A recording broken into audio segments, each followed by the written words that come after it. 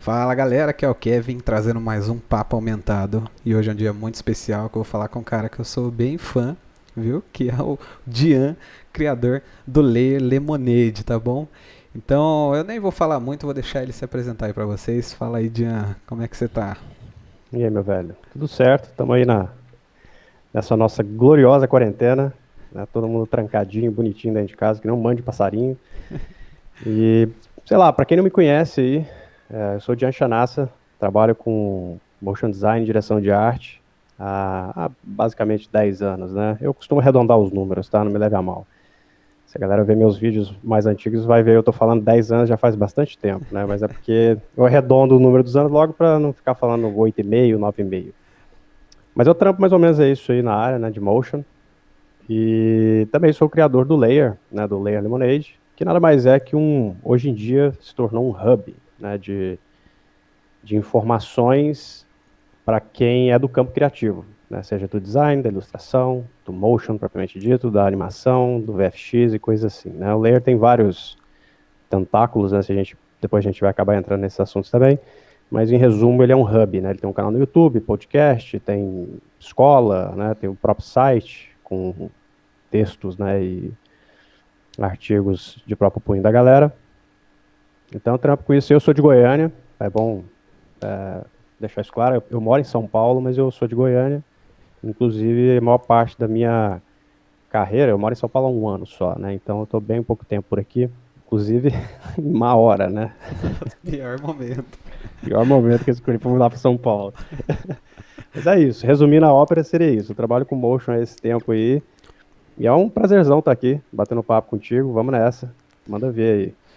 Cara, o que acontece aqui, né, o canal Tutoriais do Kevin, comecei a fazer tutorial no Spark porque eu consegui o acesso ao beta para fazer filtro de Instagram.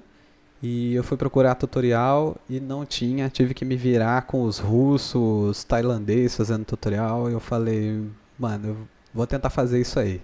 Porque eu já tinha meio que um costume de fazer isso até para amigo, porque eu não tenho muita paciência de ficar explicando. Então, quando a pessoa me perguntava duas vezes a mesma coisa, eu já gravava um vídeo e falava, ó, toda vez que você tiver essa dúvida, você vê o vídeo. Não É, enche minha boa. paciência. Aí criei o canal de tutorial, só que o VR, né, a realidade aumentada e etc., eu acho que ela está tentando entrar no mercado faz tempo, mas ela foi acessibilizada e está sendo acessibilizada agora pelo Facebook, né, colocando isso na telinha do nosso celular ali de maneira prática, porque dá muito trabalho fazer realidade aumentada do zero, né? E É. aí, cara, por esse fato, né, por estar no Instagram, atraiu muita gente que não era do design. E eu tô tentando, eu sempre falo pra galera no tutorial, ó, gente, vocês têm que aprender design, vocês têm que aprender sobre criatividade, vocês têm que aprender tudo que está em volta, porque o Spark ele não funciona sozinho. E eu considero até os filtros que a gente faz lá como motion design, porque a gente tem que pensar nas coisas em movimento, né? Sim. E eu trouxe você aqui justamente para iniciar as pessoas dentro de motion. As pessoas nem conhecem esse termo, fazem coisas que são motion e não conhecem esse termo. Eu queria que você desse uma dica aí para quem não sabe nada, vai pesquisar, é lógico, tem que entrar no Layer Lemonade lá. Eu já assisti, acho que todos os vídeos. Eu conheci ano passado e eu assisti todos. Ótimo. Fazer maratona do Layer é pesado, hein? Tem muita coisa lá. Tem, mas vale a pena, né? Cara, motion design, assim, resumindo em a nutshell, né? Fazendo um apanhado bem, um recorte bem resumido do que seria a área de motion, ela é uma confluência de três áreas: cinema, animação e design, né? Cinema pela parte de fotografia, né, e coisa assim, composição, design pela parte do próprio design, a gente não precisa nem se prolongar nisso, e animação pelo próprio movimento, né. Mas em última análise, o mais forte do motion seria o motion e o design, né, a animação com design. Então, um motion designer, para se auto-intitular motion designer, ele precisa ser designer e animador. Então, um projeto de motion, digamos que eu seja um motion designer, né, coisa que eu sou, porque eu faço design e animação, Uhum. e eu entro em um projeto qualquer de um estúdio e naquele projeto eu sou designado só para animar, certo? Nesse projeto específico, eu vou ser acreditado como animador, e não como motion designer. Para eu ser acreditado como motion designer, eu preciso estar participando das duas áreas, do design e do motion, né, da animação. Então, você só consegue ter o título de motion designer, entre aspas, aí eu coloco bem entre muitas aspas esse lance de título, se você faz em um projeto específico, ou em todos os projetos, o design e a animação, né?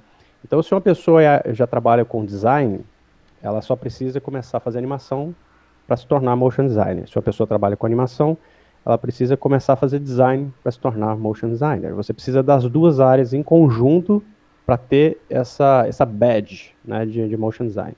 Mas o motion design é basicamente isso, né? Ele é uma área, um subproduto da animação clássica.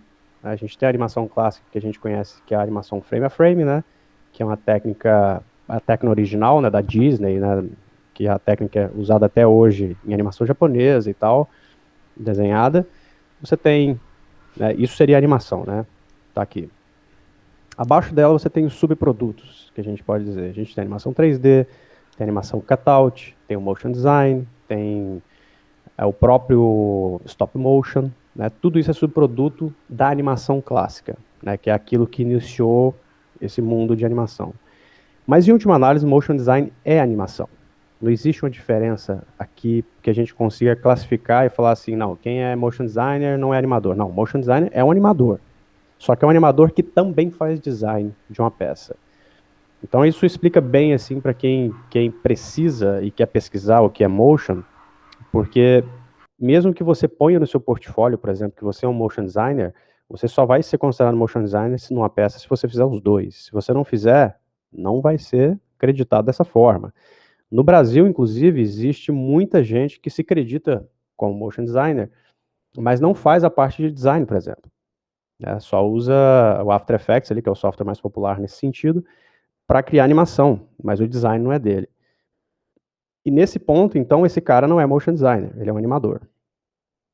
Então isso é muito importante, porque se você coloca no seu portfólio uma função, você tem que exercer a função, porque senão você vai ser contratado para ela, né? Por exemplo, principalmente na gringa, né? Em estúdios gringos, os caras, se veem no seu portfólio que você é um motion designer, eles vão te chamar, às vezes, pode acontecer, de chamar para fazer tudo. E se você não souber fazer tudo? Né? Se você não sabe fazer tudo, então você...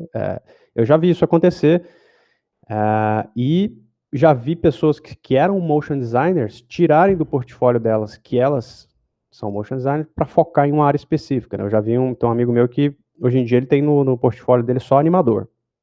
Né? Por quê? Porque ele não está mais interessado em fazer design das peças. Então ele tirou do design do motion, né, e colocou só animador. Isso não tira ele do universo do motion design, não tira ele do mercado de motion design, só segmenta ele. Agora, ele sempre quando ele for contratado, ele vai ser contratado para fazer animação e não design. Então ele não pode mais ser contratado para fazer a parte estética do projeto, né? Ele só vai pegar a estética de outros artistas e animar, né? Então isso meio que resume mais ou menos a nossa área. Para a galera que às vezes tem algum tipo de dúvida, se quer saber como que funciona, softwares, que a gente tem 1 milhão de softwares para trabalhar com motion, principalmente o After Effects, né, da Adobe. Dá para dar um rolê lá no Layer, no blog. Lá tem um casilhão de posts e entrevistas com artistas do mundo inteiro da área de motion, de todos os níveis, desde Chris Du, né, que é o cara que criou a Blind, que é o primeiro estúdio de motion, se não o primeiro, um dos primeiros estúdios de motion do mundo, oficialmente, né, que fica em Los Angeles. Chris Du, para quem não conhece, além de ser dono da Blind, fundador da Blind, ele tem um canal no YouTube chamado The Future, que é um canal sobre design, assim, fantástico. Ele é um dos maiores designers do planeta, né? E tem entrevista com ele lá, tem entrevista com o Somei, uma galera dessa área aí que dá para ter um bom vislumbre do que é o motion, tá? Então dá para resumir mais ou menos assim. Cara, excelente, mano. É exatamente isso que eu quero trazer aqui pra galera. Gente, eu fui burro de novo e me mutei, mas nessa parte eu disse que aqui no interior muitas agências, etc, exigem que um profissional de design ele exerça várias funções dentro de uma agência. E às vezes o cara não é bom em todas e o trabalho não fica tão bom e etc. E também recomendei um vídeo do canal do Lei Lemonade, que é uma palestra muito boa. Eu disse que para quem quer iniciar na área de motion, esse vídeo é ótimo. E aí ele vai falar um pouquinho sobre isso agora. Aquele vídeo do Motion Design na área do futuro, né? Mas esse lance que você comentou é um fenômeno muito, muito comum, tá? Não é coisa de interior. Isso, eu morava em Goiânia, era assim. Aqui em São Paulo tem muita gente que pensa desse jeito. E, inclusive, grandes agências mesmo enxergam o profissional de motion como se ele fosse um faz-tudo, né? O cara tem que fazer tudo. E, na verdade, apesar de ser uma meia-verdade isso aí, porque o motion design próprio, per se, né, propriamente dito, ele seria esse cara que faz design, animação, e composição, não necessariamente esse cara que está trabalhando num projeto de motion precisa fazer isso, né? Porque, como eu disse, se você entrar em grandes estúdios, com a Vetor Zero aqui de São Paulo, a Zombie, daqui de São Paulo também, você pega a Kaka aqui de São Paulo também, pega estúdios de outros lugares do Brasil ou do mundo, como a Buck de Los Angeles e tal, esses caras, eles têm uma pipeline muito segmentada, onde você tem a galera da arte, você tem a galera da animação, e é isso aí, da direção de animação, direção de arte e tal. E aí, dentro dessa cadeia, né, dessa pipeline, você tem certos animadores e certos designers que desempenham as duas funções. E aí, é por isso que eu sempre falo pra galera um negócio muito importante. Toda vez que vocês assistirem uma peça de motion, né, ou seja, uma peça de animação, de um estúdio desse gênero, veja os créditos. Olhe quem fez o quê. E aí você vai perceber que tem lá a galera designers, animadores, e de repente tem um motion designer lá no meio. Quem que é esse cara? Esse cara estava trabalhando nos dois times. Ele estava fazendo animação e design também. E às vezes muita gente, isso assim eu falo porque eu tô há muito tempo já com o Layer na área, converso com gente pra cacete, e eu vejo que a percepção que a gente mesmo tem sobre a área de motion é equivocada. A maior parte das pessoas não percebe que motion designer precisa fazer os dois, sacou? Não é uma coisa não é um lado só. E às vezes muitas pessoas que a gente segue, que a gente admira como motion designers, não são motion designers, são animadores, o que é diferente. Ou seja, o cara só faz animação. Ou são diretores de arte, ou são designers puramente, né, que não fazem a parte da animação. Então, às vezes, você está vendo um projeto do fulano de tal, você fala, puta, esse cara é muito foda, mas você vai olhar lá nos créditos, o cara está lá acreditado como animador. E a gente tem a percepção que ele é motion designer porque ele trabalha no estúdio de motion, né? Então é bom ter essa clareza de terminologia na cabeça, porque não é uma questão só de você saber o que é o que para conversar fiado em boteco. É para você saber o que é o que para colocar no seu portfólio da forma correta e não passar aperto lá na frente, às vezes, colocando uma função que você não exerce no seu badge de entrada na firma, né? Porque eu já vi acontecer isso de pessoas serem contratadas como motion design e não saber design. Aí não tem jeito, né? O que o cara vai fazer? Ainda se ele for contratado como animador e saber design, aí é o plus, né? Mas Exatamente. agora, se não souber de ficar faltando, aí é complicado demais. E por exemplo, tem um cara que, de vez em quando eu faço umas lives com ele lá no canal, inclusive a gente lançou um projeto novo agora, lá no Layer, que é o Real Review, né, o projeto. A gente faz reviews de portfólios da comunidade de motion, as pessoas se inscrevem, mandam os demo reel pra gente, que para quem não sabe o que é demo reel, é um compêndio de trabalhos de uma pessoa, né, de um profissional de motion, e a gente faz review desses portfólios lá no canal. Esse cara que faz comigo lá é o Thiago Maia, que é um brasileiro que é dono da Cook Studio de Londres, né, que é um estúdio que tem 15, 20 anos lá em Londres, né? Putz, estúdio de motion famoso. E o Thiago é um cara que já está há 20 anos na área. Ele é macaco velho, sacou? O cara sabe o que fala, é dono de estúdio há décadas, e ele sempre fala isso, que a galera não toma cuidado com a forma como ele se autodenomina. E isso é perigosíssimo, porque ele já me falou isso em lives lá no canal, que se ele vê um cara escrito motion designer embaixo, ele sabe que ele pode contar com aquele cara para as duas funções.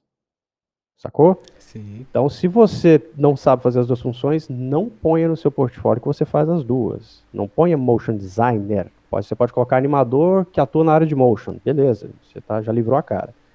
Designer que atua na área de motion, que eu conheço dezenas, né?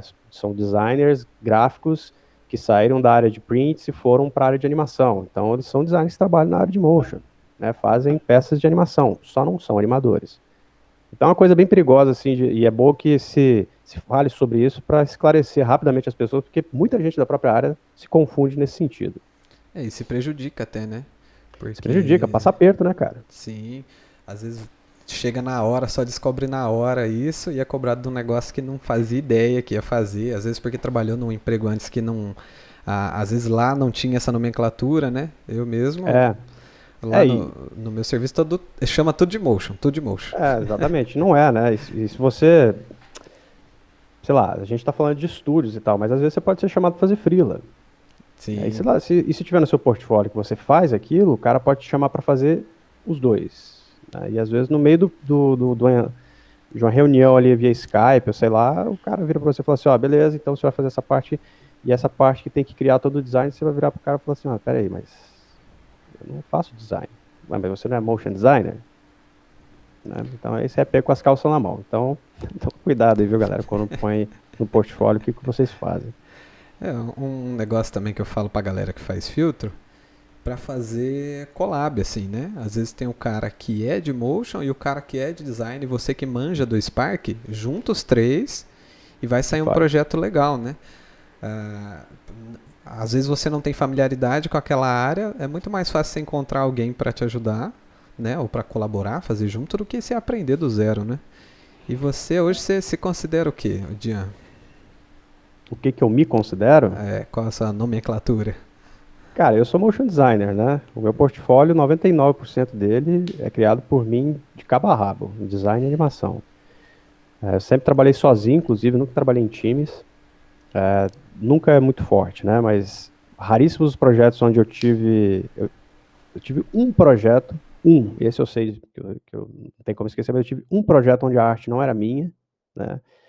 Mas eu dirigia a arte e dirigia todo o processo de produção da arte do cara lá, porque era um videoclipe de animação e tal, e eu precisava dirigir porque o cara, na verdade, era motion comics, né, que é uma outra técnica de animação, onde as imagens são um pouco mais paradas. Para quem conhece jogo tipo League of Legends, é só pegar a login screen do jogo, que aquilo ali é motion comics.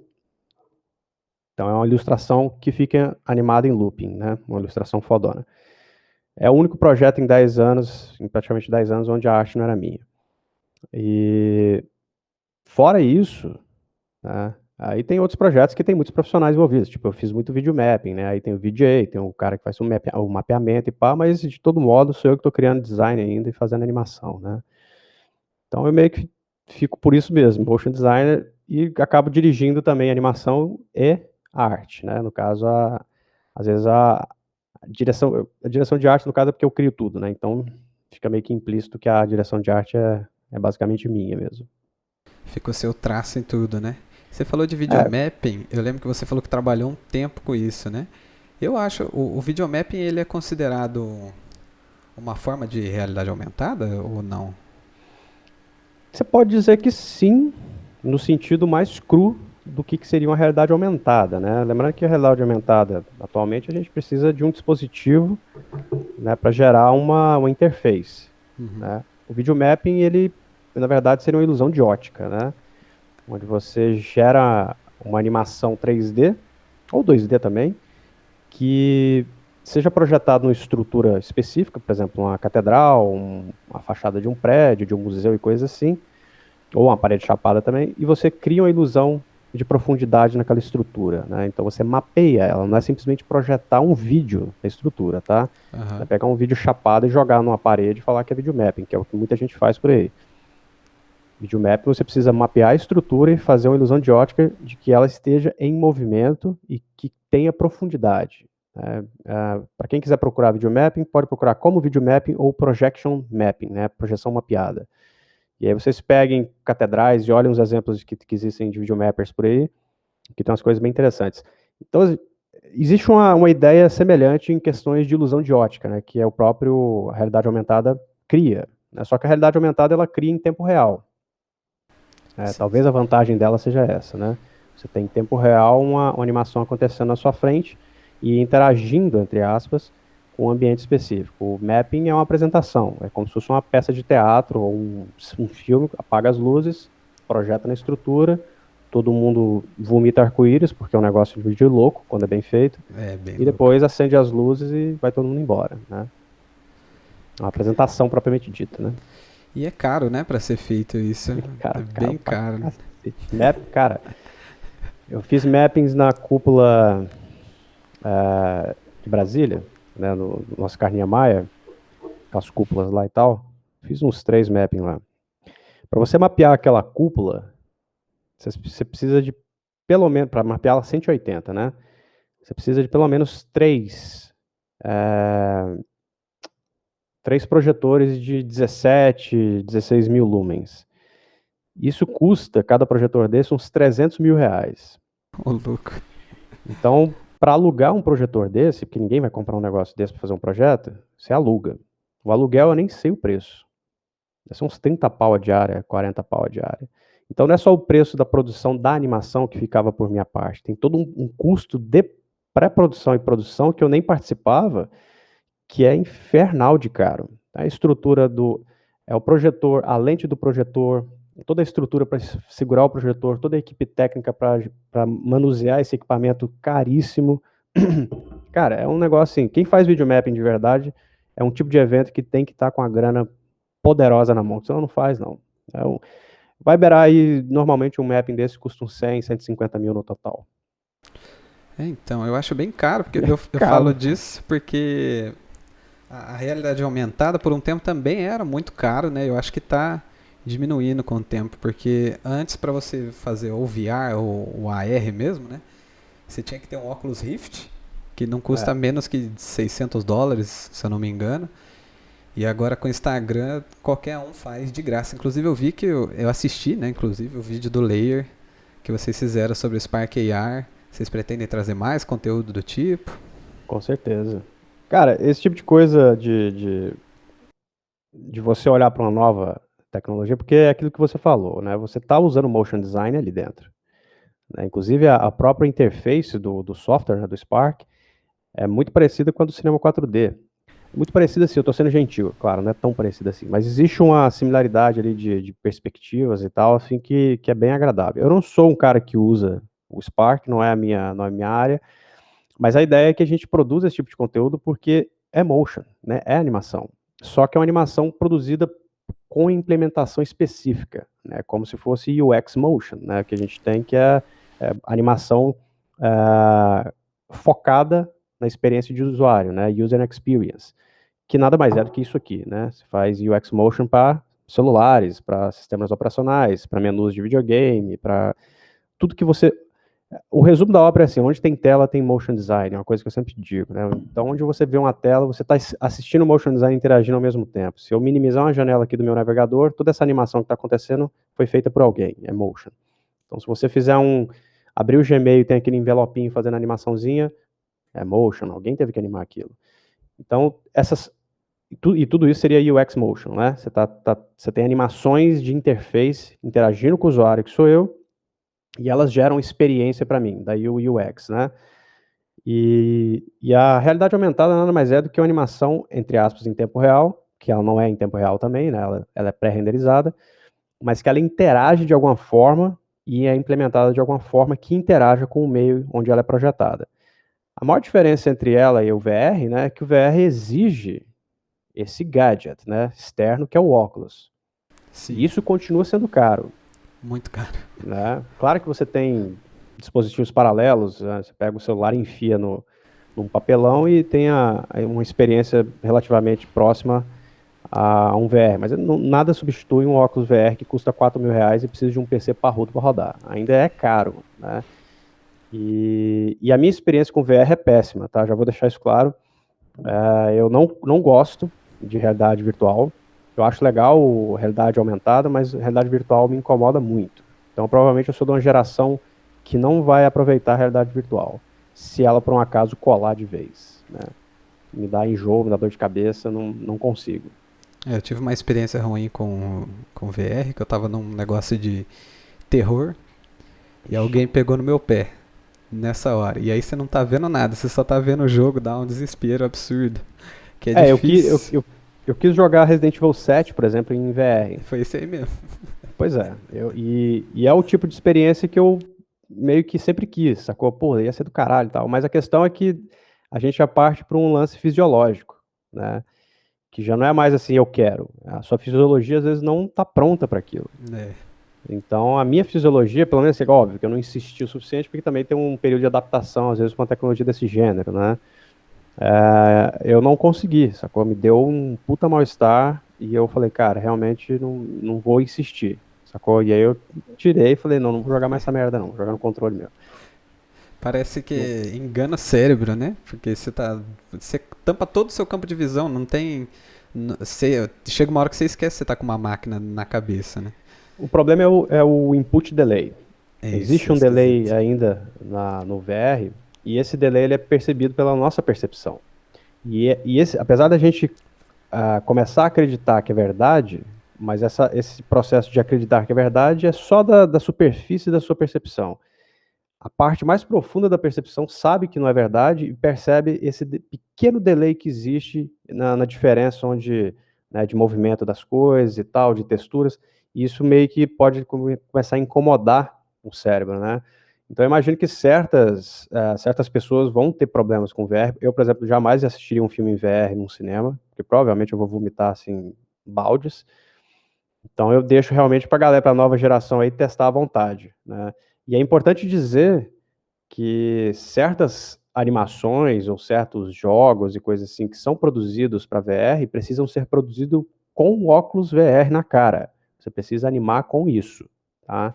É Caramba. como você fazer filme 3D, 3D com óculos, né? Sim. Para projetar no cinema com aquele óculos 3D, não 3D de Pixar. Filmes que são feitos para projeção 3D precisam ser animados com óculos 3D na cara. Você não pode animar de forma convencional.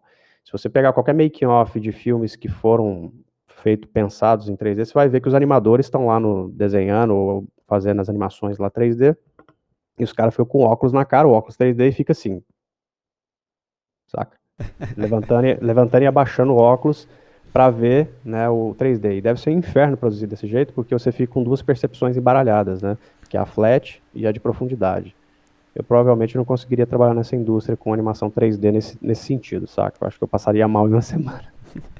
Eu também, confesso que sim. Mas agora, a realidade aumentada, eu acho que ela é muito fácil aplicada no nosso dia a dia, assim, né? Tanto que eu estava conversando com o Pedro Leal, que ele foi um dos primeiros caras a fazer filtro aqui no Brasil, e ele entrou pro Dev Circle do Facebook. E ele contou algumas coisas que estão para vir aí, né? E uma Uhum. delas é o tracking de cabelo. Não faço Que é ideia como difícil. os caras fizeram isso, mas vai rodar, porque no TikTok funciona já, né? Aí vai ter no Uhum. Instagram. E uma coisa que tem umas conversas rolando aí por aí é o tracking de pé, né? Que até a Nike já tem um aplicativo que tem um tracking de pé que você experimenta Os tênis. os tênis e vai vir pro Instagram também. Então, eu acho que cada vez mais ele fica mais aplicável ao dia a dia, assim. Eu tô imaginando uma galera vestindo pé de hobbit por aí já. Vai Que a ser galera vai incrível. fazer de meme com isso aí. Não sei se você viu aqui no Brasil, né, até esse Pedro falou que ele participou das primeiras reuniões que teve com a galera do Facebook, né? E que a galera de fora do Facebook achou incrível que o Brasil faz tanto filtro com texto e tanto meme, assim, sabe? Era 80% dos filtros brasileiros era meme. Mas é interessante, porque através desses experimentos bizarros que às vezes a comunidade faz, você consegue ver até onde aquela tecnologia vai, né? E também você pode causar imprevisibilidades na aplicação. Às vezes o cara tá ali brincando na casa dele, ele cria uma função para aquilo ali que ninguém originalmente pensou, né?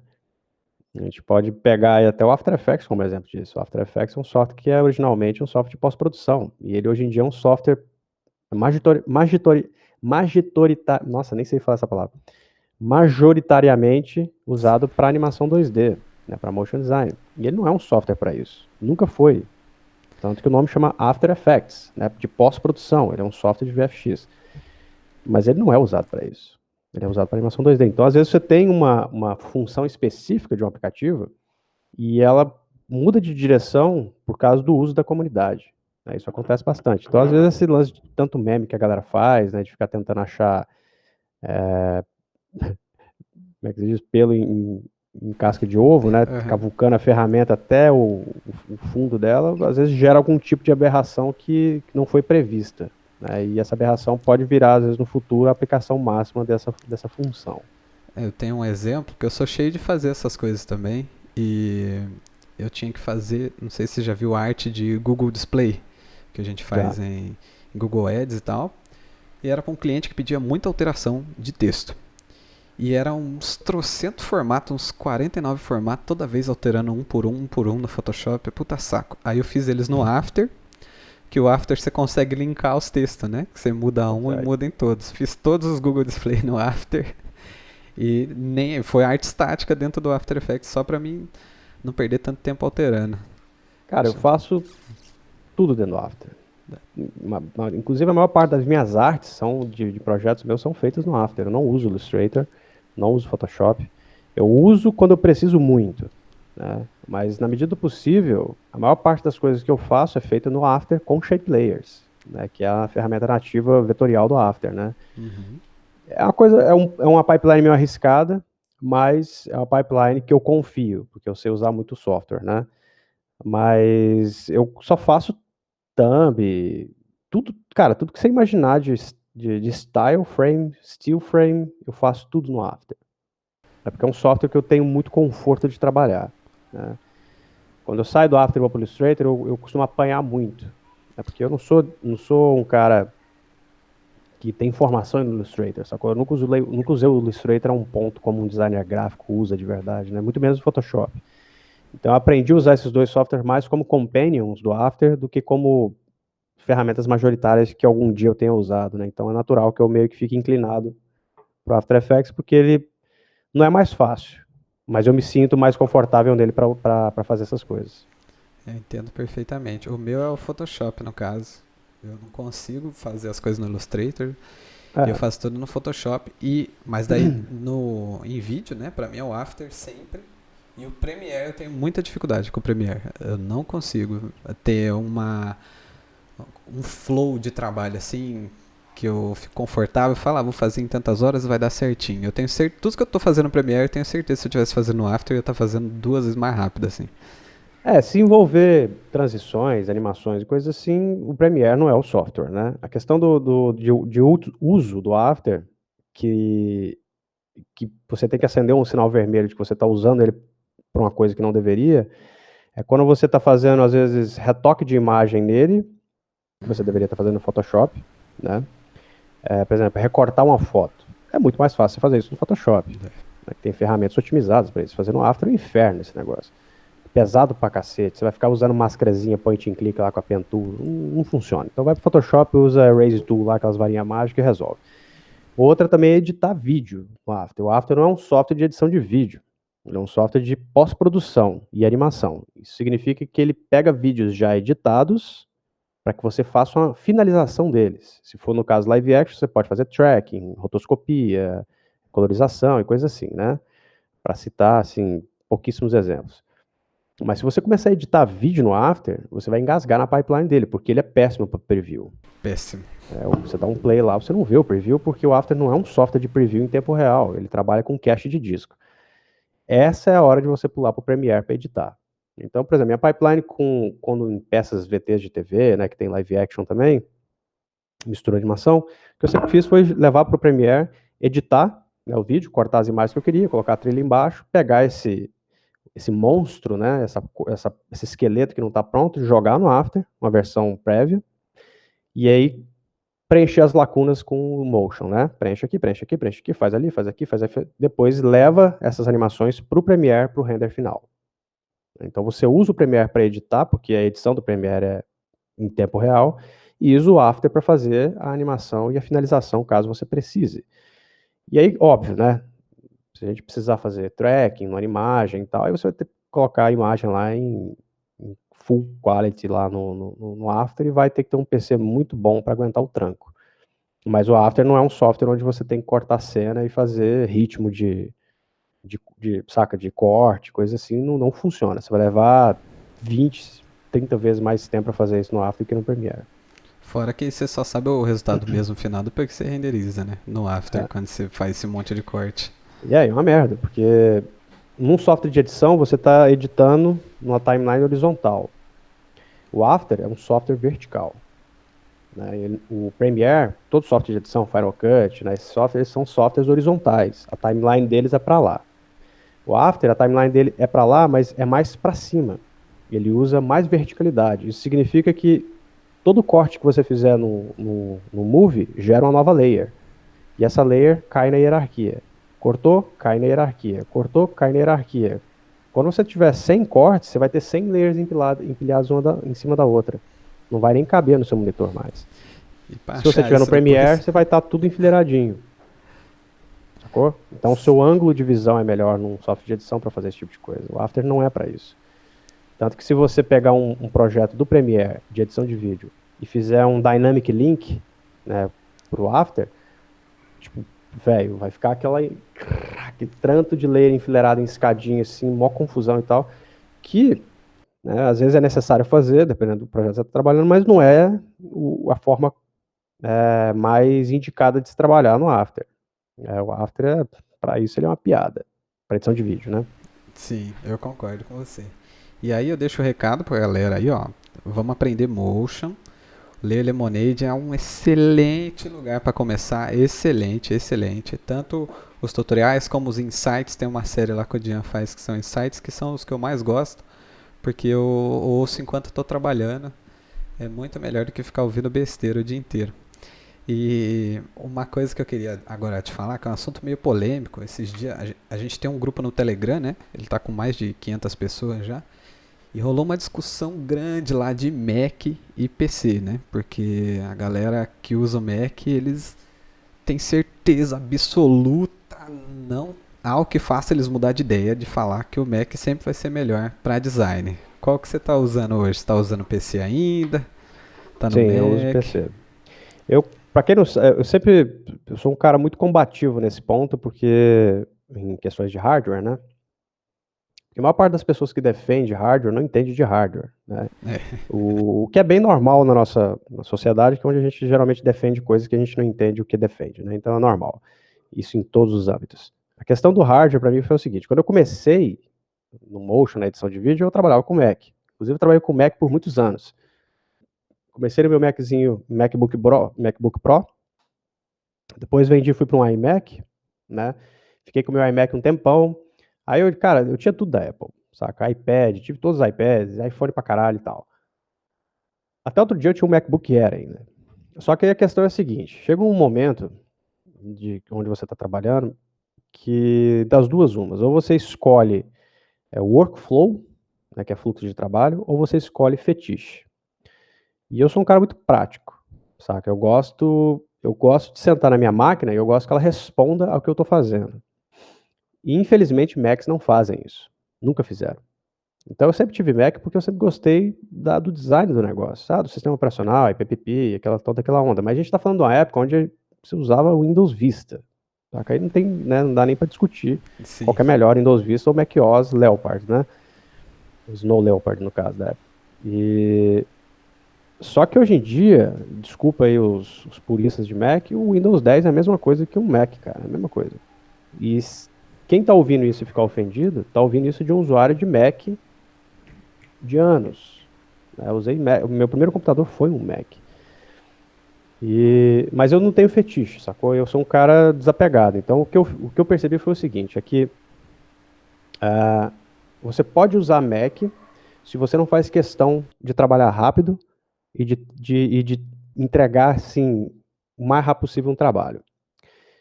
E, obviamente, gosta de pagar caro, certo? Mas se você tem amor ao seu dinheiro e gosta de trabalhar rápido sem dor de cabeça, você deveria ter um PC. Por mais que falem que o Windows é ruim, porque dá crash e tal, eu nunca tive tela azul em um PC meu, trabalhando com o que eu trabalho, Cinema 4D, After Effects e tal, e eu tinha uma porrada de kernel error, kernel panic no Mac. Uma vez por semana, dava aquela tela cinza lá, tudo com um monte de língua esquisita, kernel. E no Windows não. Então, na verdade, na minha opinião, o problema não é o PC, é o usuário, né? Então, O cara que não sabe usar um computador, ele não vai saber usar um Mac. Se o cara, o Windows tem um monte de vírus, nem antivírus eu tenho no meu PC. Eu também não. Porque eu não pego vírus, eu simplesmente não navego onde eu não deveria para não pegar vírus, ponto. Então, se você consegue, né, usar sua máquina como uma máquina de verdade de trabalho, você não vai ter problema com ela se você souber usar, souber montar, souber qual peças comprar. Não adianta você comprar um PC reba e tentar trabalhar com ele, aí também, né, é forçação de amizade. Mas, hoje em dia, não se trabalha com Mac no campo criativo se você tiver bom senso, né? Entendo as pessoas que têm seus Macs lá de 27 polegadas, mas elas estão todas afogadas numa pipeline, né? Pela um terço ali do preço eu compro um PC que dá de 10. Tem um amigo meu que trabalhava com videomap, trabalhou com videomap comigo há muito, muito tempo. Lembra na época do Mac Pro lixeirinha? Lembra. Ele comprou um Mac Pro daqueles de 30 pau. Nossa. E ele sabia que eu entendia de hardware, levou lá no estúdio, né, pra eu dar uma olhada. E na época eu tinha comprado, fazia uns 2 meses que eu tinha comprado um PC de 15 mil. Ou seja, metade do preço. Sim. Cara, o Mac, aí eu peguei um projeto meu, a gente foi testar, né, ele levou lá pra eu testar. Aí ligamos lá no monitor externo que eu tinha, peguei um projeto meu do Cinema 4D, joguei no meu PC, abri, manipulei, dei um render lá só pra testar e joguei no Mac dele. Cara, o Mac do cara deu crash. Então assim, você não consegue às vezes nem comparar. E esse é o problema, e esse problema, na verdade, ele vem de uma época onde o Photoshop, o Illustrator, o After Effects eram softwares exclusivos de Mac. Então criou-se essa noção de que ter Macs, né, e que a plataforma da Apple era uma plataforma profissional. Isso já passou, galera, desde a década de 90, tá? Desde o final da década de 90 isso já não existe mais. Desde que esses softwares migraram para o Windows, isso já não existe mais. Claro que a plataforma da Apple por muito tempo ainda era mais sólida e confiável até para trabalhar, né? Mas hoje em dia já não é mais assim. Então, se você fizer uma matemática muito simples aí na mesa, você vai ver que você vai pagar 15 mil num Mac e com 15 mil você compra um PC, cara, que não vai te deixar na mão por 5 anos. E 5 anos para uma máquina é muito tempo. Né? Então, assim, eu sempre falei isso muito lá no canal do Layer. Já fiz vídeos sobre hardware e tal, explicando pra galera como é que funciona. Porque se você souber como funciona hardware, você com pouca grana, você monta um PC bala, 5 mil, 6 mil reais, você monta um excelente PC para trabalhar com Motion, onde você gastaria às vezes 10, 12, 15, às vezes até 30 mil para ter um Mac, só porque ele é prateadinho e tem uma maçã atrás, né? E aí é de novo, uma questão de preferência, de fetiche, mas hoje em dia eu sou um cara muito prático, eu não tenho fetiche por marca. Se o negócio faz uma coisa e é mais barato e faz melhor, não tem por que eu comprar outra. Se eu quiser um Mac, eu ponho ali na minha mesa ali para navegar na internet, aí beleza. Eu pego um MacBook Air ali e põe ali. Porque se você for em grandes estúdios, aqui de São Paulo mesmo, você vai ver Macs nas ilhas dos caras, mas mais na parte de edição às vezes. Na parte pesada de animação, esquece, não passa da porta. Principalmente animação 3D. Nossa. Não chega nem perto. Os caras só usam PC. Mac fica na recepção. Então, eu vejo isso, que nem você falou, é usuário mesmo. Muita gente às vezes tem um notebook Dell, e aí ele troca um notebook de R$ 2.500 por um Mac. E aí, obviamente, vai ser melhor, porque é a comparação que ele está fazendo, né? Errada. Mesma coisa do celular. O cara troca um Moto G por um iPhone, aí fala, nossa, iPhone é muito melhor. É covardia, né? Então. A percepção de design industrial, isso tudo influencia muito na galera, né? Mas o que a gente tem que olhar quando a gente trabalha na área não é o que eu gosto, saca? Não é o sistema que eu gosto, não é só isso. Tudo isso influencia também. É ótimo, é lógico que se você gosta de trabalhar no Mac OS e tal, e aquilo te faz de alguma forma um pouco mais produtivo, ok. Mas isso vai acabar quando você estiver na barra de render ali do After ou do Cinema 4D ou de qualquer outro software. Não adianta você estar confortável no seu Finder, porque ele não vai te ajudar a renderizar o render que você precisa entregar para o cliente agora, né? Então, quando você começa a trabalhar realmente na área, por exemplo, eu fiz um movimento para PC faz muito tempo. né? E comecei a mostrar pra galera na internet que eles poderiam usar Macs se eles usassem com uma condição, porque eles gostam de Macs, não porque eles eram melhores. Sim. Porque isso é muito sério, né? Quando você fala pra mim assim, né? Se um cara chega pra mim, não, Dia, eu uso Mac porque eu curto. Ah, beleza, então, velho. É isso aí. Cada um na sua, você usa. Agora, eu não uso o PC porque eu curto. Eu uso o PC porque é prático. É barato, é modular, né? Posso Uhum. desmontar essa encrenca aqui e trocar tudo se eu quiser. Economizo uma baba. E é responsivo. Eu não estou olhando para o meu gosto pessoal aqui, eu estou olhando para a minha praticidade, cara, para o meu bolso, para como meu workflow vai funcionar e coisas assim. São aspectos muito simples mesmo. Então, nesse ponto, tudo bem, se o cara quiser usar, beleza, mas não me venha com a ladainha de que é melhor para trabalhar, porque não vai ser. Se você quer um monitor de cor, você vai pagar R$ 12.000 no monitor de cor lá. Não vem falar que um iMac tem um monitor perfeito para colorização, não é assim que funciona. A galera tem uma, são as lendas que são espalhadas, né? A galera vai meio que passando isso adiante para não virar elefante, né? E vai espalhando essas notícias, essas conversas, como se elas fossem verdades absolutas, né? Na época que eu entrei na área era assim, todo mundo só usava Mac, né? E todo mundo só falava que Mac era a máquina ideal para trabalhar. E depois eu descobri que era uma conversa fiada, que na verdade essas pessoas não sabiam nada de hardware. Por isso elas usavam Macs, porque daí elas não precisavam se preocupar com o hardware dando pau na mão delas. Eu concordo total, assim. Primeiro que eu sempre falo pra galera de design, tudo bem você ter um notebook, mas tenha como máquina principal uma CPU, porque qualquer CPU vai rodar melhor que qualquer notebook, além de ela ser Claro. modulável, né? Você consegue melhorar ela com o tempo, o notebook não, você tem que jogar no lixo e comprar outro. E a galera começa e quer notebook e fala, ah, eu preciso de um notebook melhor, preciso de um notebook melhor. Eu falo, mas gente, você já pensou em comprar uma CPU? Porque talvez seja mais barato e melhor, né? Porque o notebook, pelo fato dele ser portátil, ele é mais caro, né? Então, Muito mais caro. muito, E né? vale lembrar que é bom lembrar aí para os usuários de Mac que os componentes de um iMac são todos de notebook, tá? Então, quando você tem um iMac, você tem basicamente um notebook com tela grande em cima da sua mesa. Essa é a remada que vocês passam quando usam iMacs para trabalhar nessa área. Com relação a notebooks, uma coisa eu preciso dar crédito para a Apple, porque eu usei MacBook e MacBook Air por muito tempo. Para mim, os melhores notebooks do mundo são da Apple, mas não para trabalhar, certo? Para usar. Portabilidade, porque eles são fininhos, são leves. O melhor teclado que eu já digitei na minha vida é teclado de MacBook Pro. É fantástico. A, touchpad é bom pra caramba, é super responsivo. Isso aí é inegável. Mas, para usar, para navegar na internet, escrever texto e coisa assim. Velho, para trabalhar, mano, aquilo ali é uma carroça. Você liga e dá até medo. Mas eu uso Final Cut. Aí beleza, então. Então, morre trabalhando no Final Cut aí, mas se for no mercado aí mais de publicidade, vai estar todo mundo usando o Premiere lá, e aí? Até porque pelo ecossistema que a Adobe criou, né?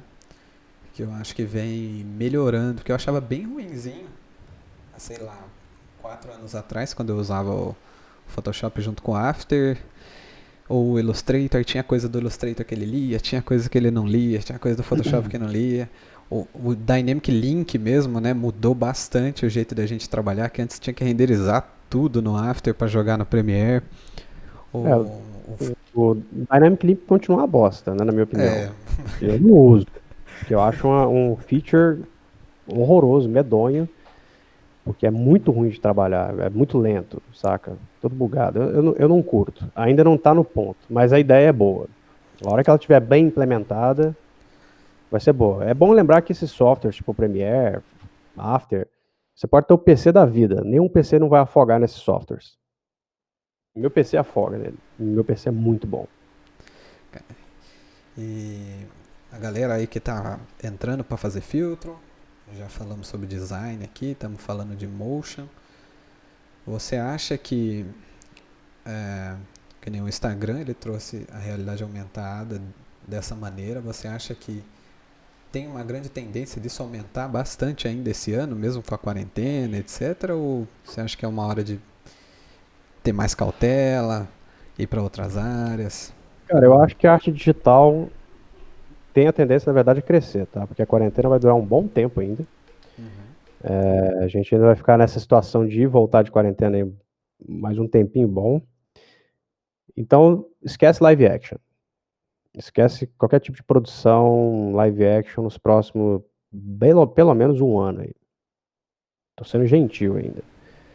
Então, tudo que tem a ver com produção digital, no sentido de animação, motion design, não sei o quê, tudo isso vai ter que ser usado, saca, a máxima potência. Então, qualquer área que se beneficie de animação vai ser automaticamente alavancada, né? Claro, a gente está falando de uma área aqui onde a implementação é diferente de uma animação, né? Eu faço minha animação de motion no After, dou um render, mando para o cliente, acabou. No caso de uma animação em realidade aumentada, de um filtro, né, existe o processo de implementação, é um pouco diferente, é um processo um pouco mais burocrático, vamos dizer assim. Porque você tem que fazer animação, você tem que fazer uma composição bonitinha, tem que fazer aquele filtro e ele tem que funcionar implementado no shape do rosto das pessoas, né, vamos dizer assim. Mas eu acho que tem super futuro, porque começou agora, né? E é uma coisa que trabalha sempre com essas redes sociais que são muito poderosas. TikTok, Instagram, lá, o Stories, né? Eu vejo muita coisa meio porca, tá? Muito feita assim nas coxas demais. Acho que a galera precisa ter um pouquinho mais de bom gosto em questões de design, sei lá, de ter ideias mais interessantes. É tudo muito repetido também, saca? Nesses filtros. É sempre a cara de um bicho, a orelhinha de outro, não sei o que, pipipi. Não tem umas paradas muito inventivas, sacou? Ah, tá saindo um evento, aí vem uma plaquinha na testa, ah, eu vou no evento. Pô, velho, faz uma coisa diferente aí, mano. Tá? Que é basicamente o selo do Facebook lá, do eu vou, ali, colado na sua testa, né, fazendo um tracking na cabeça, né. Então, o processo criativo de criar, o processo de criar esses filtros, eu acho que ele precisa ser um pouquinho reavaliado pela galera que cria. Mas não porque o processo está errado, mas é porque o resultado é muito parecido um com o outro. Sacou? Então o processo criativo das pessoas está um pouco embotado ainda. Talvez a galera não esteja enxergando o potencial total do negócio. E eu estou falando isso sendo um completo ignorante sobre o processo de implementação do Spark. Tá? Eu estou falando isso como um animador e um motion designer, que faz parte do processo e tem a ver com a estética do produto final, né? Então, nesse ponto, eu acho que está faltando um pouquinho mais de cuidado para a galera aí. Mas eu acho, velho, que essas artes nossas de animação, design, ilustração digital, e coisas que são implementações a partir disso, como a própria realidade aumentada, não tem para onde correr, não. Isso aí é o futuro. Concordo com você. E isso aí, ó, que é um dos motivos de eu estar fazendo esse podcast, trazendo a galera para conversar, porque a galera não tem esse processo criativo. Eu falo bastante, ó, pega inspiração do mundo. Você não precisa ficar pegando inspiração de outros filtros, porque daí um filtro faz sucesso e sai umas 1 milhão de cópias do mesmo filtro. Aí sai Cara, outro que faz sucesso, 1 milhão de cópias. uma das coisas que eu mais falo, que eu mais bato na tecla lá no Layer, e até no meu curso, né, eu tenho um curso de motion, e no curso eu tenho um processo de mentoria, né, onde faço live com alunos e tal. E muita gente sempre me pergunta esse lance sobre processo criativo, né? Tipo, como buscar referência, como, né, achar fontes que possam me dar aquele clique, né? E, meu, a coisa que eu mais falo pra galera, assim, pra você procurar referência de motion, não assista motion design. Pra mim isso é básico, né? A não ser que o cliente te manda uma referência específica. Olha, Jean, eu quero que você faça uma animação com esse copo. Então, eis o copo como referência. Tudo bem. Aí o cliente está me mandando uma referência específica. Mas se eu estou procurando uma referência para me inspirar, para fazer um projeto pessoal, uma coisa assim, eu não vou procurar em portfólio de estúdio. Eu tenho 1 milhão de fontes de arte em volta de mim. Eu posso ler alguma coisa, eu posso, não só literatura propriamente dita, mas como artbooks, gibi, HQ, né, para quem curte. Vai jogar videogame. Videogame é uma das áreas artísticas mais poderosas do planeta, né? Se você quer trabalhar na indústria digital de animação, de design, não sei o quê, na minha opinião, você é obrigado a jogar videogame. Não é porque você gosta, você tem que jogar. Porque os melhores artistas do mundo estão na indústria de videogame. São os melhores modeladores, os melhores diretores de arte, os melhores animadores, os melhores programadores, está tudo lá. Então, quando você liga um jogo, você não está só jogando para babar na frente da tela. Você está jogando também para aprender com esses caras como se faz uma boa composição, como se anima bem, como se implementa bem, como que um menu é criado, como que um menu pode ser animado, sabe? Como é que funciona o botãozinho que está animado no cantinho da tela ali, da tela de loading, tudo isso tem alguém fazendo. Então é uma aula em tempo real. Vai assistir filme, vai assistir animações, sem preconceito de animação. Ah, eu não gosto de anime. Vai assistir anime, obrigado, porque a melhor animação feita do planeta é a animação japonesa. Não gosto de 3D, vai assistir mesmo assim, porque a melhor animação 3D do mundo é a americana. Então você tem que ter todo esse escopo, né, de referências que não englobem somente a área que você atua. Porque a maior parte das pessoas fica, vou criar um filtro do Instagram. Aí vai lá e fica vendo um monte de filtro, como você falou, né, um monte de filtro de pessoas que já fizeram.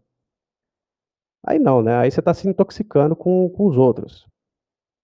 Cria a partir disso, saca? Você tem a técnica na mão, no caso, a aplicação na mão. Como que isso pode ficar interessante? Vai buscar referência em filme sci-fi, porra. Né? Vai buscar referência em livros, HQs, artbooks, que tem essa, às vezes um pouco mais dessa linguagem mais cibernética, que tem a ver com realidade aumentada, no sentido de futurismo, né? Futurismo é uma palavra diferente, né? De tecnologia, no caso, né? Porque isso vai te dar substrato, né, e criatividade é um processo que depende de substrato. Substrato é aquilo que você ganha através de experiências cotidianas comuns ou experiências artísticas. E nem todas elas são, às vezes, vinculadas com a área que a gente atua, né? Ou seja, eu sou animador, sou motion designer,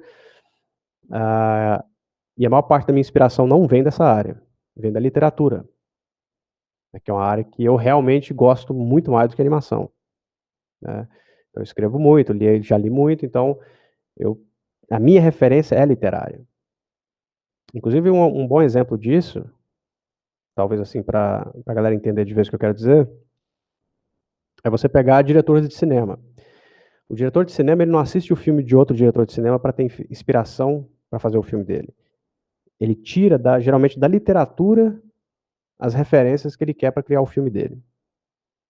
Mesmo que exista uma inspiração direta de um outro cineasta, o que realmente pega um cineasta, né, original como Spielberg, esses caras, é a literatura. Então ele usa uma arte diferente de contar a história para criar a própria forma de contar a história dele. Então você tem que sair, afastar realmente da área de atuação. Isso não quer dizer que você não precisa ficar ligado, não é isso. Você tem que olhar os trends, as tendências e tal, e de preferência olhar as tendências para se afastar das tendências.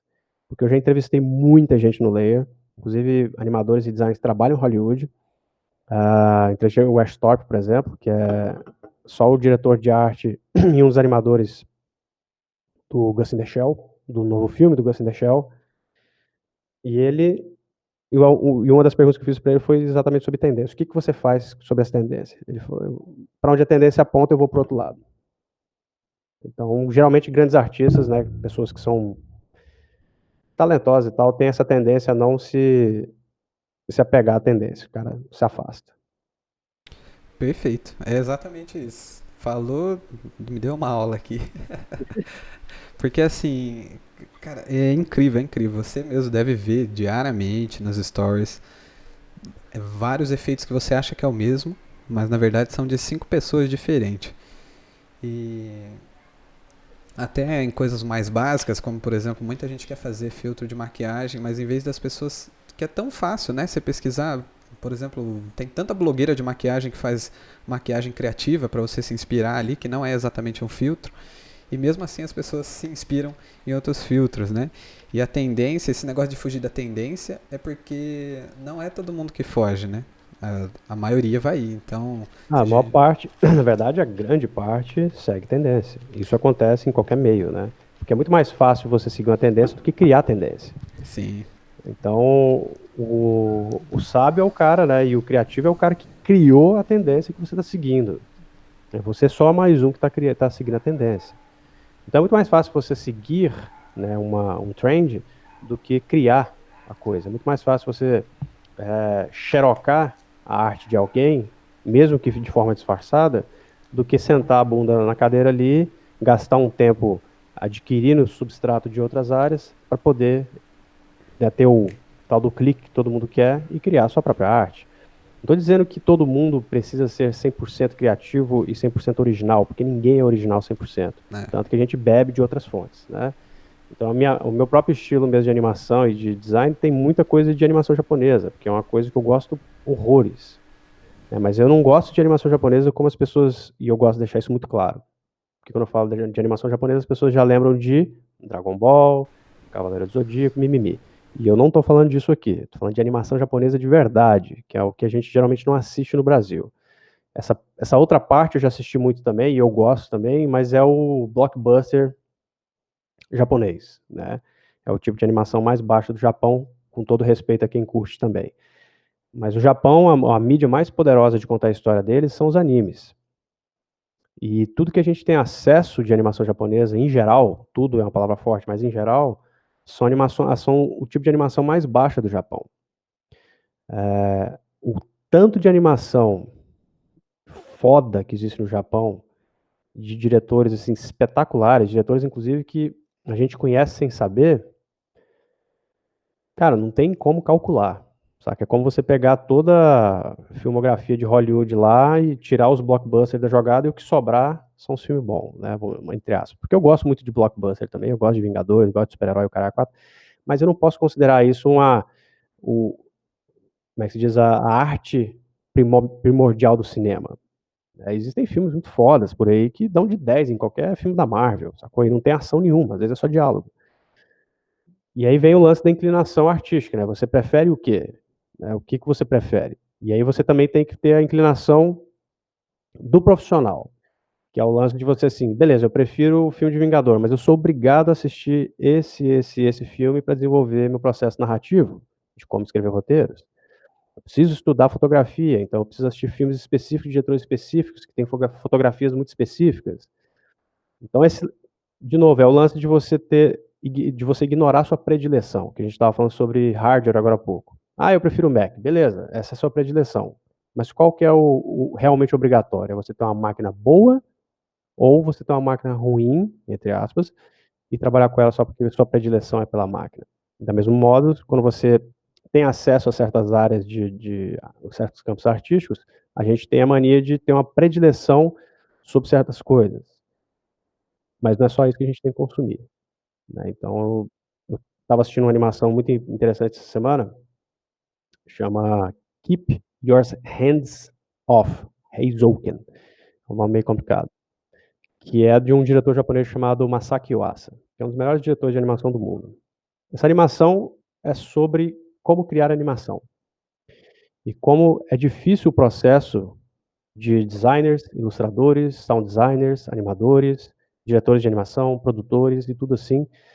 E é genial. Pergunta se alguém assiste. Não. Não conheço. Quer dizer, eu conheço esse anime. É genial, velho. Eu fiz um stories ontem dele. A gente tá gravando aqui e tal, mas né, ontem eu fiz um stories mostrando uma resposta de um personagem sobre o processo de animação, que é assim, uma das coisas mais perfeitas que eu já vi. Então são animações, cara, que, tipo, essa animação não tem nada, não tem ação, não tem herói, não tem casa de zodíaco, não tem porra nenhuma. É uma animação simples sobre o cotidiano de um monte de moleque que quer criar um clube de animação e começam a perceber como a animação funciona, como é complicado, como é caro, como demora. E aí você, como animador, no meu caso aqui, eu olho para aquilo e falo, puta merda, é exatamente desse jeito. Até pior no caso que eles estão falando da indústria japonesa, né? Uhum. Então é legal você ver esse tipo de coisa, né? E é legal quando as pessoas começam a entender que, quando a gente está falando no caso de animação japonesa, que a animação japonesa não é só essa superfície que a gente enxerga, de porrada e Hadouken, saca? Tem realmente histórias muito boas. Tem diretores americanos, como é que é o nome do cara? Tem um diretor aí do Requiem para um Sonho, que eu não lembro o nome dele, que ele simplesmente quibou um filme de um diretor chamado Satoshi Kon, um filme chamado Perfect Blue, para quem não conhece.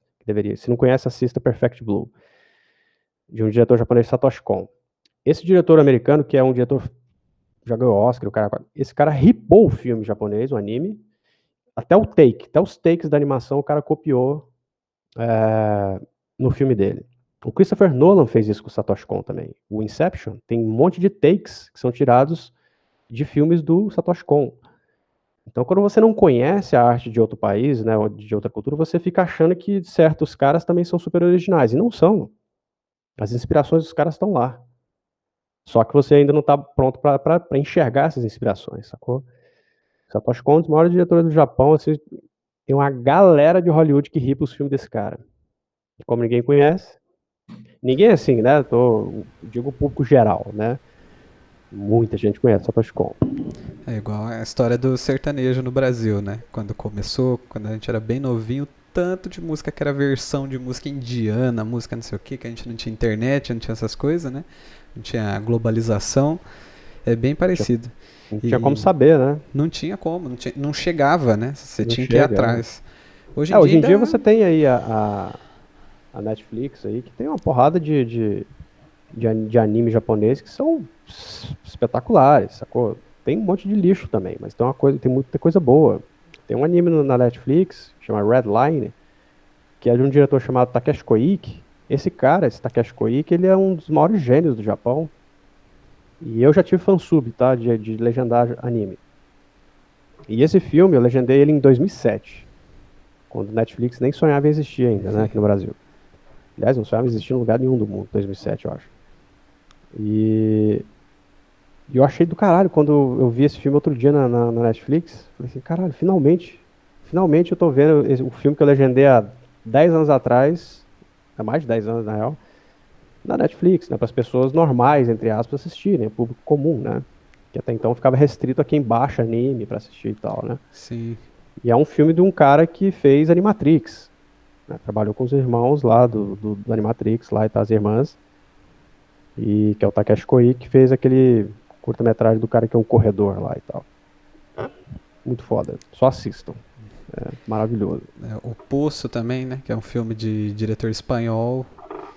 Poxa, muito Que bom, inclusive. muito bom. Que também eu não duvido nada que se o Netflix não tivesse comprado os direitos e passado lá, se a gente não ia ver em Hollywood daqui a uns anos uma ripada grande. Ah, acontece muito, né? Você Uhum. tem o Hack, é um exemplo muito bom disso, por exemplo, filme de zumbi, um filme espanhol, que os americanos foram lá e riparam, fizeram Quarentena, que é o mesmo filme. O Old Só que Boy é uma também, né?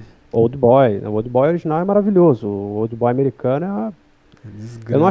eu não achei ruim, mas quando você compara com o original, velho, desculpa, saca? Não é a mesma coisa. Aí eu acho que a gente pode entrar também, porque eu acho que não é a mesma coisa, porque o original ele tem a personalidade do diretor e quando você copia e exatamente igual, como que você põe, né? Você consegue copiar tudo, mas você não consegue copiar a personalidade de outra pessoa, o traço de outra pessoa, né? E não só isso, né?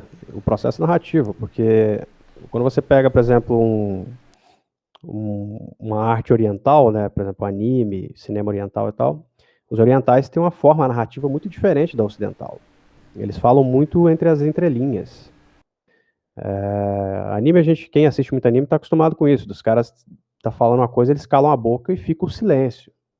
E aí você que não tá acostumado fica assim, caralho, mano, termina a frase, sacou? E eles não terminam a frase, porque não precisa, porque culturalmente eles entendem o que está sendo dito ali. Quando você pega essa linguagem e passa para o Ocidente, não tem como isso dar certo. Você tem que adaptar essa linguagem. Então você tira todos esses espaços vazios e mete diálogo dentro. Sacou? Então você já mudou automaticamente a linguagem original do filme aqui. A narrativa mudou totalmente. Mudou a narrativa, o diretor já não é mais o mesmo. Já mudou tudo. Mudou tudo. A Mudou tudo. narrativa, o tom, né? Às vezes o humor que funciona lá não funciona aqui. É. E aí o que é importante também, não só em filme, mas no motion, que eu acho que antigamente, no começo, principalmente aqui no Brasil, ele era 100% varejo, preço na tela, produto e animação aleatória. E cada vez mais a gente tem que contar uma história, né? O expressar alguma coisa com aquela peça que a gente está fazendo. Que eu acho que isso entra também no filtro, que é uma forma muito fácil das pessoas se expressarem. Você está colocando na cara dela, né, a sua arte ali. Então eu acho que é bem importante a questão do storytelling também. O Até no storytelling, varejo, cara, né, tá aumentando o storytelling.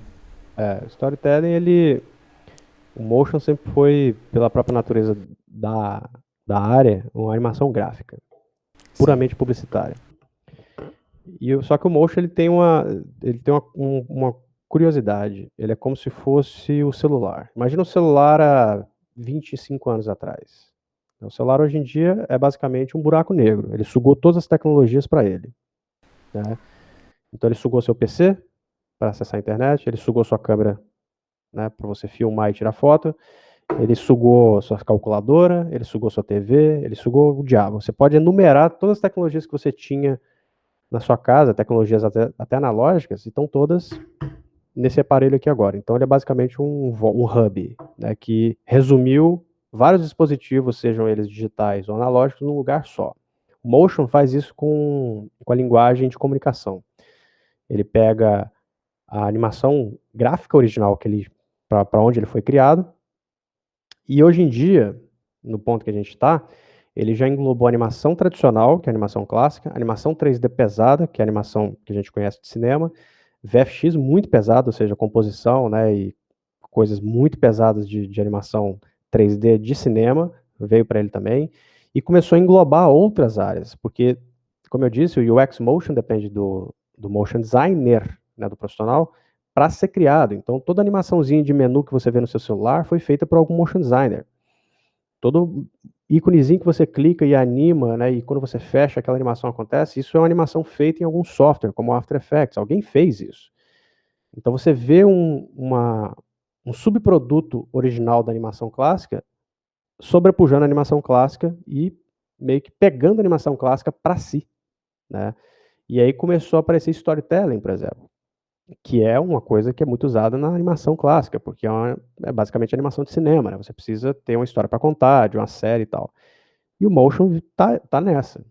Então, onde a gente está hoje em dia, praticamente toda peça de motion precisa ter storytelling. Claro, eu estou falando aqui, não estou falando de peça de varejo, né? Varejo continua igual, é isso aí, faz parte do mercado também. Mas a maior grande parte das grandes peças de motion, dos grandes estúdios de motion, produzem peças que contam alguma história. Então, a própria narrativa, né, o próprio ato de contar história foi sugado por esse campo, né, que era esse motion graphics, né, motion design, e agora é usado por ele. Então, você não consegue mais perceber onde termina uma área e começa a outra. Hoje em dia, você não consegue mais falar, esse estúdio aqui é um estúdio de animação. Aquele estúdio ali é um estúdio de motion. É tudo a mesma coisa hoje em dia. Porque o motion design meio que sugou todas essas áreas para um lugar só, sacou? Perfeito. Cara, adorei tudo. Nosso papo já bateu mais de 1 hora já. E eu queria pedir para você agora, né, esse aqui é um ouro aí para você que tá vendo. O Dian tem muito mais lá no Layer Lemonade para você ver de Dian e da equipe do Lemonade também, não é só você, né? E eu queria pedir para você agora encerrar o vídeo para mim, pedir like pra galera, se inscrever e divulgar o Layer também. Beleza? Vamos nessa. Pode É isso aí, mandar. galera. Então vamos encerrando aqui essa edição do podcast. Como que é o nome do podcast? Que eu esqueci já. Papo aumentado. Papo Aumentado. Bom nome, hein? Obrigado. Gostei do nome. É isso aí. Então a gente está encerrando aqui essa edição do Papo Aumentado, esse podcast lindão aqui sobre realidade aumentada. Queria pedir para vocês aí se inscrever no canal, deixar aquele like aí também, né? Porque é sempre bem-vindo. Lembrando que essas coisas sempre ajudam quem produz conteúdo a continuar produzindo conteúdo, não é mimimi, tá? E procurem também o Layer aí, Layer Lemonade, né? Limonada, camada limonada. Layer Lemonade, só procurar aqui no YouTube. A gente tem podcast, tem Spotify, tá lá no Spotify também. Tem o canal no YouTube, tem o blog, né, layerlemonade.com, onde a gente produz um conteúdo de ponta a ponta para todo tipo de níveis de profissionais desse campo criativo. E também a gente produz muita entrevista, muitos especiais, muito projeto colaborativo de animação. A gente tem projeto de Akira, tem projeto de outras coisas lá, que às vezes são assuntos recorrentes da indústria. E, obviamente, né, dê uma passadinha por lá, vai lá e confira o nosso conteúdo. Se você quiser aprender motion, é o lugar. Fechou? Prazerzão estar aqui, espero ver vocês por lá também.